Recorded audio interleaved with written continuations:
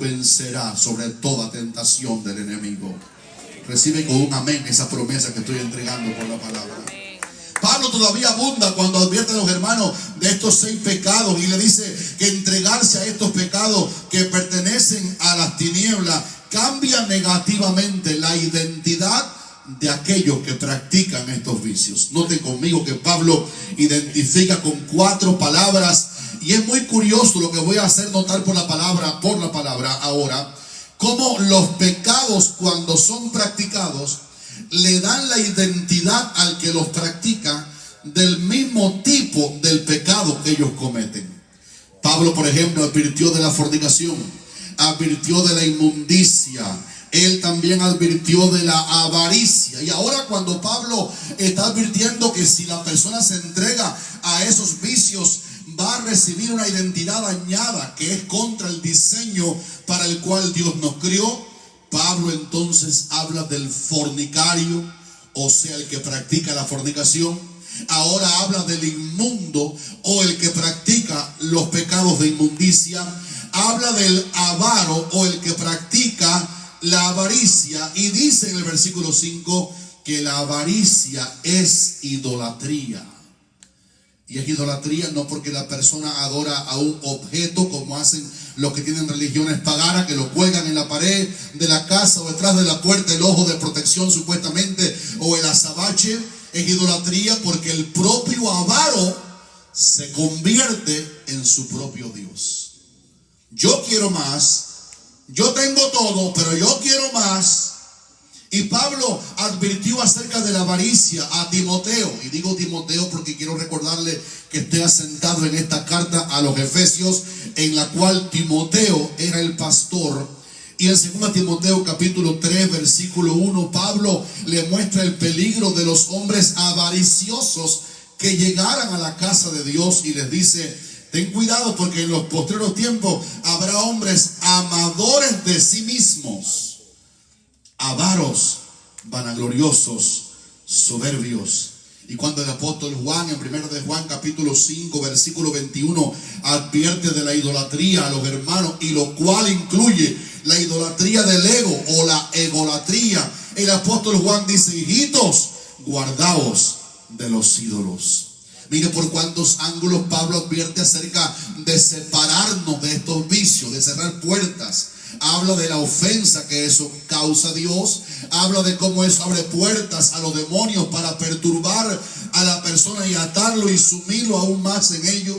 Pero Pablo no se quedó allí. En este mismo trozo que estamos mirando de Efesios capítulo 5, a partir del versículo 3, Pablo habla de consecuencias fatales por vivir en esa vida lujuriosa. Y habla de 2 consecuencias fatales. La primera está en el versículo 5 y dice: esto es sentencia de muerte. Ningún fornicario, note el orden otra vez de los pasajes, ningún fornicario, o inmundo, o avaro, que es idólatra. Menciona los 4 pecados que advirtió y menciona la identidad que adquirieron los que se entregaron a esos vicios. Y ahora dice: ninguno de ellos tiene herencia en el reino de Cristo y de Dios.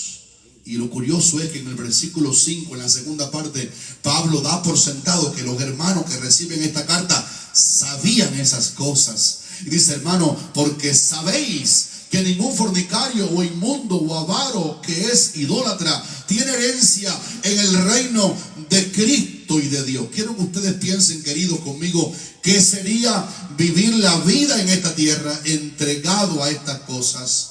Y voy a hacer una pausa para decir: lo que estoy predicando aquí esta mañana es el mensaje que tienen que pedirle a Ani que se los grabe. Ella está grabándolo en vivo para que se lo dé, porque esto es un seminario de sanidad familiar. Y este es un seminario de sanidad para nuestros adolescentes. Este es un seminario de pureza sexual para los jóvenes nuestros que están metidos dentro de Sodoma y dentro de Gomorra y dentro del mundo de Noé. Así es nuestro mundo, como dije hace un rato, para advertirles por qué es tan terrible que no haya frenos y que no haya invocación de Cristo para que Él salve a esa persona. Imagínense que la persona llegó al final de su vida, fornicó, fue inmundo, fue avaricioso, se hizo idólatra de sí, y cuando venga el reino de Cristo, esta persona está excluida. A ti nunca te va a pasar eso, porque tú no estás puesto para ira, sino para alcanzar salvación por medio de Jesucristo. Den un aplauso al Señor Jesús. Qué garantía más linda, qué garantía más linda. Cristo es poder de Dios para nosotros, para sacarnos de la promiscuidad.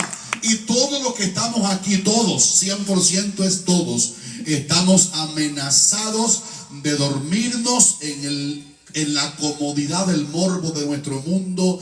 En el televisor no podemos quedar dormidos en nuestra casa si no hay reglas que regulen la pureza de lo que se puede mirar. En la calle la persona se puede dormir espiritualmente hablando a través de lo pesado de la oferta de un mundo corrompido y irrespetuoso de Dios.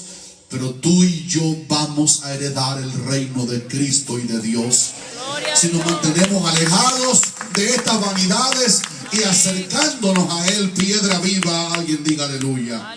Y la segunda cosa que Pablo pone como otra causa por la cual no practicar estos vicios está en el versículo 6 y dice: porque por estas cosas, ¿por qué cosas? La fornicación, la inmundicia, la avaricia y la idolatría, viene la ira de Dios sobre los hijos de desobediencia. Hay un pasaje paralelo que lo quiero citar esta mañana, exactamente idéntico al que estoy hablando de Éfeso. Está en Colosenses capítulo 3 versículos 5 y 6.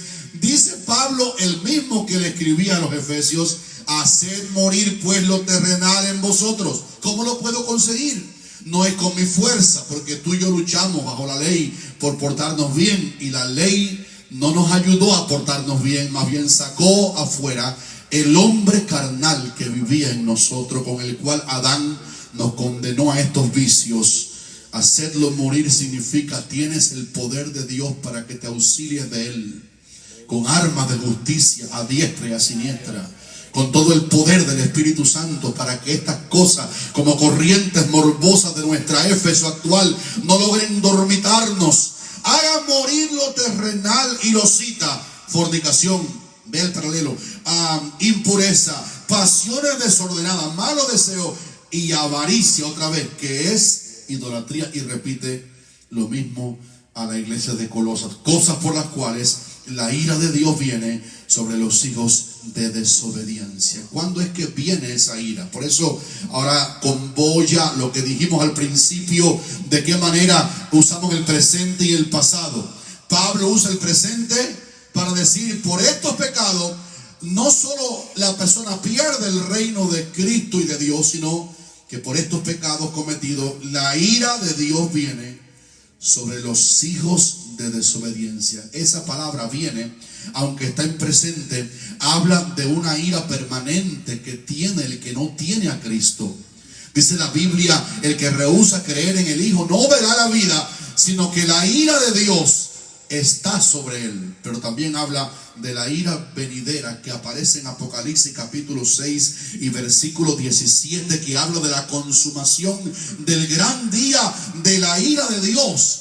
Qué justificación más tremenda, apostólica, coloca Pablo para decirnos: jóvenes, hijos de cristianos, cristianos adultos, porque esta corriente no respetan al adulto ni respetan al anciano. Un día le preguntaron a un pastor que está aquí esta mañana: ¿y usted todavía tiene tentaciones?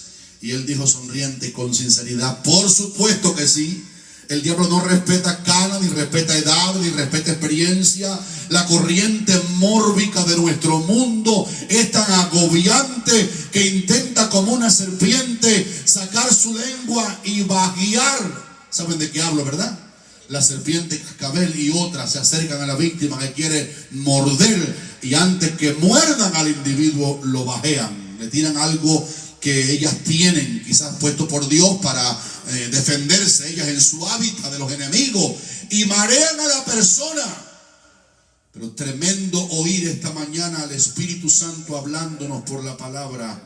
Si el pecado de promiscuidad hace al pecador perder el reino de Cristo y de Dios, y hace que la ira presente y futura venga a su vida, tenemos que preguntarnos: ¿cuán sabio será entonces entregarnos a la fornicación, a la inmundicia, a la avaricia, a la idolatría, Porque si esas cosas me quitan el reino de Cristo y de Dios y hace que la ira de